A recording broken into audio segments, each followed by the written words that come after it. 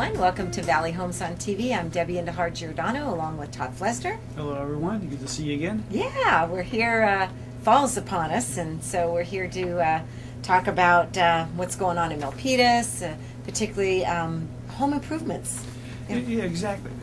We talk about the home market here in Milpitas, and a lot of folks are, I think, looking at the market, and prices are up, and considering, is this a good time to sell? Yeah. And so, a part of that is how do you prepare that property for market? Yeah. And you brought along a guest today that's an expert in that. I have. So I'd like to introduce, it's Thyra Capello-Garcia. She's with Magical Home Staging. And I know her very well. Yeah. Doing a lot of work together. Sure do. Welcome, Thyra. Thank you for taking time out of your busy schedule to pop in and do a little show with us. Thanks for having me here. Yeah, we're glad to have you. So I'll just begin. We like to start out and get a little information about our guests and a little bit about your background, maybe where you grew up, where you were educated, and what might have brought you to this area. Yeah. Well, I was born in Hawaii, and when I was 8 years old, my parents decided to move to Fremont, California, and that's where I grew up. And I've lived in the Bay Area ever since, and just love it out here. Oh, terrific. So, you have a school in your background in this area, a family? I did high school, and that's it for me. So what do you like about living in the Bay Area? What keeps you here? Well, we have the best weather here, that's for sure. I mean, I love the weather, but I think one of the things I love is I love being able to go anywhere. Within an hour, I could be at the beach, or I could be at a winery in a vineyard, or I could be in the redwoods. It's just like there's just so many great things to do around here, and just the diversity of people. It's hard to beat here. this area, Yeah, that's for sure. It's a great place to live and to work. Yeah. So, but your business is here, and your business is Magical Home Staging. Yes. Tell us a little bit about what led you into that line of work. What led you into home staging? Well, about 12 years ago, I went through a divorce, and I was a stay-at-home mom for 16 years, and had to figure out, what can I go out there and do? And I went to a life coach, and she asked the very important question, what do you love to do? And I said, well, I love going to my friend and family's homes and rearranging their furniture. And she's like, well, there's a market for that, I think. And I said, I kind of am a little interested in staging. And then that's where it took off. And she just kind of guided me. I think a week later, I went and got my business license, and I just started from there. Super. Terrific. Yeah. So what careers, what else have you done that's maybe led you to this too? I mean, I was home for 16 years, but before that, I worked in the grocery store. I was a grocery clerk. Okay. Started in Milpitas, actually. Okay. On Landis. So let's talk a little bit more about home staging in your company in particular. Folks have heard probably about staging and preparing the property, but what is it that goes into that as you help to get a property ready to show its best for market?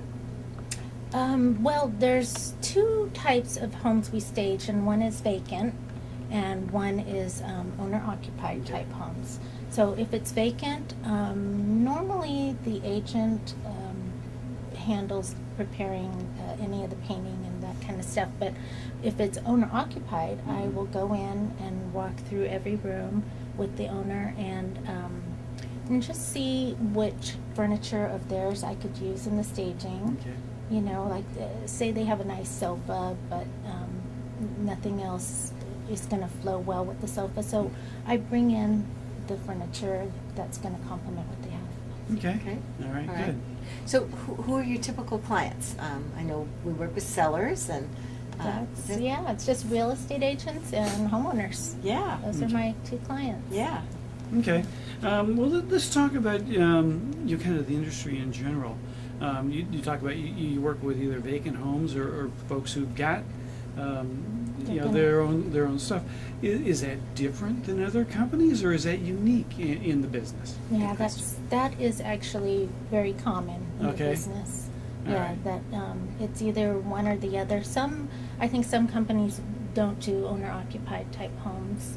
Okay. They just prefer to do the vacant homes. All right, but- so it sounds like you've got some flexibility then in terms of what the needs of that particular homeowner are then. Yeah, Okay. yes. Awesome. So what else might be different in your company from your competitors?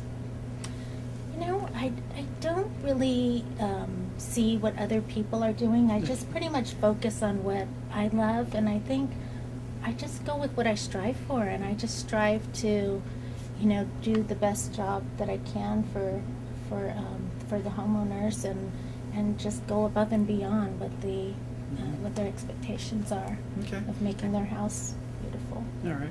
So you're not out spying on the competition, but how is it that you keep your eye for what's going to be appealing to the market? I watch a lot of HGTV, and just looking through catalogs of what kind of furnitures are for sale, and it kind of tells you what's the most updated things to use, and just kind of.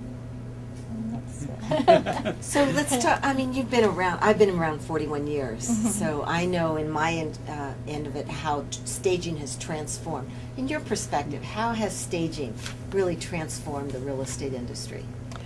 I think that it's brought excitement to the real estate industry. I feel that before staging, people couldn't visualize what a house, even with their own things, they couldn't visualize what it's going to look like and where to place the furniture.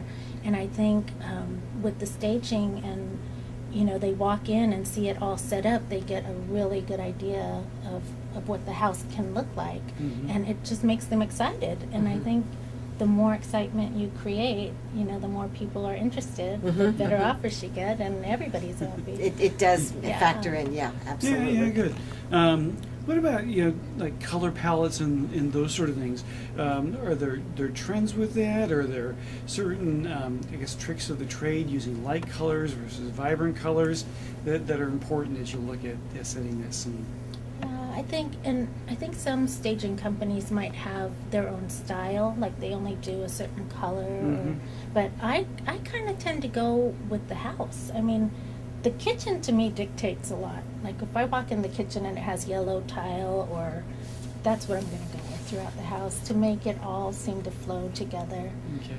It's like the stationary things. But if the house is very neutral, all neutralized, then I just go with what color I'm feeling happy with that day. So we were just talking offline, you've got a staging project now for me, and you said today Uh-huh. you brought in the furniture. Mhm. How do you know what furniture to select for each of the projects? And that's kind of like based on the style of the house, but it's I go by the color, and the style I just try to pick updated. But if again, I go with the kitchen. If the kitchen's kind of contemporary, then I'll bring in more contemporary to carry it out throughout. Mhm. And if it's just like the one today, it's just pretty average. I just bring in more transitional furniture that will match with the majority of people's homes. Okay. What do you find the challenges are as you're working with homes and homeowners? Mostly it's in the owner-occupied homes. Okay. I think the challenge is maybe pets. I mean, I love animals, but they don't love my rugs. And, a lot of times we have to replace things that were in owner-occupied homes. Right. Okay. But, we clean them, but some things just can't be cleaned. So as a rule, how many sellers actually stay in the properties? It sounds like you do more vacant staging. Yes. Which is more preferred. Yeah, that But is. in the event that the seller does remain in, is there some tricks of the trade that you use as you go? I know one client, we've gone through room by room, and you have them declutter. So what's the process you use for a seller that stays in the property? Yep. I try to go through, my 3 rules are the 3 Ds, and it's to declutter, to depersonalize, and to detach. Okay. Because when people are still attached to their homes, it does kind of make it a little harder to stage because they want to hold on and Mhm. hold on to things. And so yeah, that's basically it. I mean, for the most part, most people are very willing to cooperate and do what you say because they want to get a good price for their home. Okay. I was going to ask, yeah, is that a challenge? If someone's been in a home for a long time, right, and it's been their home, they have all their stuff that's there. How do you work with that and overcome some of maybe that emotional attachment that folks may have with the years of living in a home? Yeah, well, we try to get them to focus on where they're going. We say you got to pack it up. The house you decided to sell your house. You need to start packing now, and all personal pictures. You might as well pack them up now and get them ready to go. Okay. So yeah, and collections and anything personalized, we have them take out. Okay. Okay, good. All right. Yeah. Rewards. You must have plenty of rewards. I know sellers are very happy. I watch their eyes when they enter the home that you've just staged, or see the photos online, how you've transformed the whole home and the look. So you must be That gratifying is. work. That is the reward. I mean, just to see the homeowners happy, but most of all to see them get a good offer. Right. That is exciting to me when I get the phone call that says you've it's helped them sold, get- and and they got more than asking, and In fact, we had one client that actually wanted to buy your staging furniture. They loved it so much. Remember? I've had Is this for that sale? before. Yeah. I've had that. I've had people want to buy specific pieces too. Yeah. Well, good. Is that an option for folks? That's a good question, but I don't. I think don't. No. I don't sell, She's especially trending now. because it's hard to replace. Yeah. Okay. If it's something I bought, 3 or 4 years ago, I'm not going to find it again. And Exactly. sometimes it's one of my. It usually is my favorite things that they want to ask to buy. Well, good. What about future aspirations or goals? Oh, I just, I was thinking about that. I really don't have any. I mean, I'm doing what I love. And I think maybe it's just to do it for as long as I can. To just keep doing it for as long as I can. I mean, it doesn't get much better than that, doing what you love. Good. You love it more. Well, good. Well, how about if someone has questions about staging or would like to get in contact with you, how might they do that? Well, they can I have a website. Okay. And they can go to my website and You want to give contact the me address for that? It is www.magicalhomestaging.com. Terrific. Good. Well, good. All right. Well, thank you very much for coming and sharing with us, and I wish you thank lots of you. success. And Thank we need you. you in the business, and I'm having yeah, fun out there. you are doing Thank your deal. you. Yeah. Thank Well, you. thanks, Thyra. I'm going to stop in one of the open houses and see some of your magic. Come to Easter Avenue. Yeah, there you I go. will. There you go. I'll put it on All my right. calendar.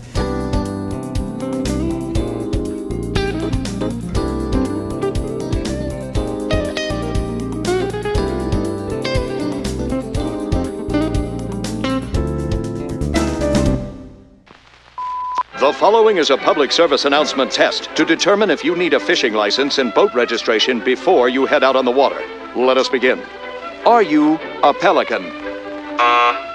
Does this look like your house? Is this your idea of fishing with friends? Do you use your feet as fishing hooks? Are you your own boat? Do you have webbed feet? No, I mean like a... That's the one. Do you want this in your favorite lake? Yuck, yike. No thanks, mister. Regardless how you answered, you need to be licensed and registered because it helps local conservation efforts protect the very natural resources you enjoy boating and fishing in for generations to come. Do your part at takemefishing.org.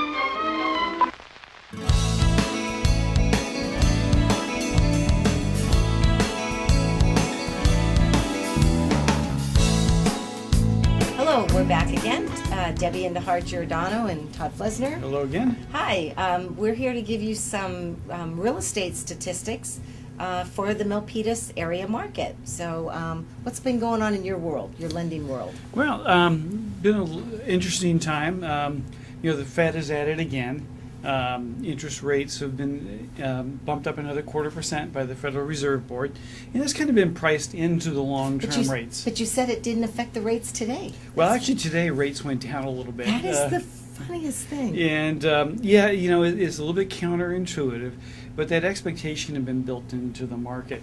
And actually, that was built. That response really was on a statement by the Fed had about expectations for future inflation. Okay. That future inflation looks to be under control. All right, so under their 2% benchmark that they have, they're going to watch that closely. But really, their statement on inflation, their expectation for the future, is what had mortgage bonds pull back a little bit. Now, Todd, if I'm correct, the Feds were poised to raise the discount rate. I mean, Yes. that's no surprise. No, it was no surprise. We were counting on that. No surprise with that announcement. And we expect that perhaps we'll get another increase here before year end Okay. in 2018. That might affect interest rates. And that, yeah, although, again, I think that expectation is kind of baked into the market. Okay. So I don't expect long-term rates to vary a whole lot based on that. Again, that expectation of inflation, I think, is the key thing that's going to drive interest rate, long-term rates as we look down the road here. Okay, great. Well, there's been some recent activity in the San Jose Mercury News. So here's an article. Okay. Lowering your price, hot housing market may be cooling a little. And then also they talked about the lull right here. That was just 2 weeks ago. Will the lull last? And I would again say, we didn't talk about that last month, but we hit price peak around April. Okay. And then it's been steadily going down. I would say generally in the Milpitas market here, what I've seen is about $150,000 to almost a $200,000 price adjustment during this last 3 or 4 months, which is pretty severe. We typically have a slower market in the summer and maybe a little bit of a drop, but not this much. So it's something to be alarmed about. But we're finding buyers back in the market. I just closed a deal all cash. So when buyers are putting in cash, there's a lot of stability in the market. Well, yeah, that's interesting to see that we've seen the market flatten and actually come back a little bit. And I think we had talked a little bit at some point in time about historic trends in the Bay Area. Right. You get these 5 to 7 year runs of large increases in appreciation, and then we'll hit the wall. And we're in about year 7 with that. Wow. Okay, that's good. Good point. I didn't think of it that way. So I mean, we'll be watching those numbers, of course, real carefully. There's some seasonality, as you indicated, to that. But so here is, I can bring you August. Good. August of 2017. So we're looking at $1,099,000 for an average price, and that jumped up to last month of $1,199,000. Okay. So you still have $100,000 appreciation over year to year. Okay. Not bad, huh? Not bad. And I'll tell you, the condo market again continues to surprise me. $679,000 for an average a year ago, and that jumped to $956,000. Wow. In fact, that same buyer that you and I are working with, that's jumping from a condo they bought in 2005, and then they're jumping into a single-family home. So I think you're going to see a lot more of that because they've got a lot of appreciation in the condo arena. And are you seeing, as you're talking with folks, I know you do a lot of work with single-family homes here in Milpitas, but what are you hearing about the appeal of condos with folks who are looking to buy? To be honest, I mean, I'm not in that kind of a market. Okay. But I do attend the marketing meeting locally here, and different agents pitch their listings and their condo listings, and they seem to get a lot of people through open houses, and it still has somewhat of an appeal. Okay. I'm just wondering if there's some generational shift to being more of an appeal for a condo type of living versus single family home. Yeah. Although again, I know you're strong with a single family home, and that demand is because they're not building anymore. Not build anymore, and that's exactly what the buyer that we're working with is saying. Yep, Okay. doesn't build anymore. All right. So Terrific. I think, do we have any prediction? Where are interest rates today? Interest rates are in the high 4s right High now. 4s, okay. Just nudging right up against 5%. Okay. Well, that's going to affect some buyers, isn't it? It does affect some affordability, and we're watching that real closely, and hoping that we don't see it nudge up too much more. One of the other benchmarks we watch is the 10-year bond, Treasury bond. 10-year got up to just over 3%, 3.1, and has come back a little bit, right to about 3%. And again, we seem to be kind of holding right now in that at that trading range. So again, A lot keep an going eye. on in the There- economic market there and the is. political scene. Yes, So, tons happening. tons and- happening around everywhere. And the future is an uncertain place. It is. It is. So when we get there, we'll let you know how it We'll is. So we'll close for now, and then we'll be able to, in next month, we'll bring another market update and wrap up that. Terrific. So. We'll keep a close eye. So if folks want to get hold of me, they can reach me at giordanodj@aol.com. And Todd? Yeah, questions about the show? It would be T. Flesner at opusadvisors.com. And Right. we look forward to your questions.